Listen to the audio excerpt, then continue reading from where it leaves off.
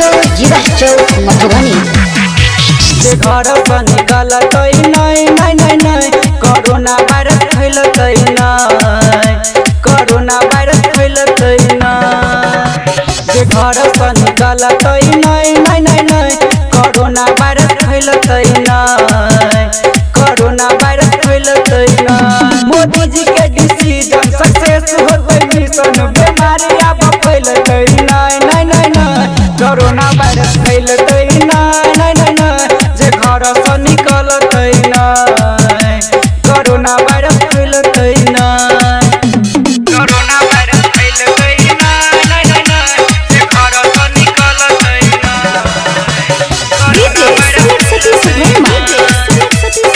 रूपम recording studio जीवा चौक मधुबनी।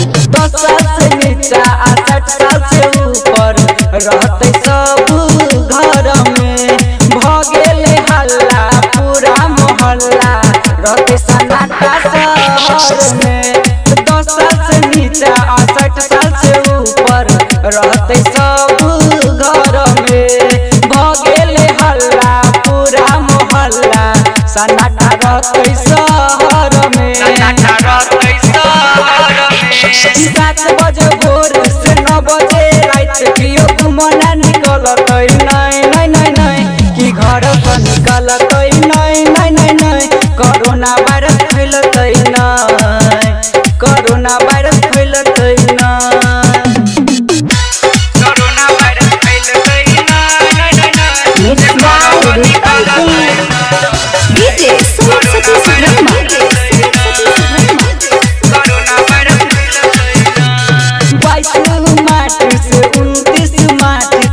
होते बड़ा बदले न हो कोनो भी इंटरनेशनल लैंडिंग करते नहीं बोले न हो।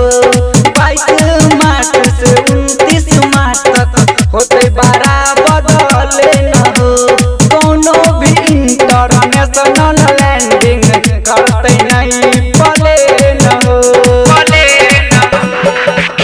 ने फैलते महामारी कहैया राजबिहारी जो बात के भूले नहीं कि घर से निकल नहीं कोरोना वायरस फैल कोरोना वायरस फैल रूपम रिकॉर्डिंग स्टूडियो जीवा चौक मधुबनी। Mobile number 91109636।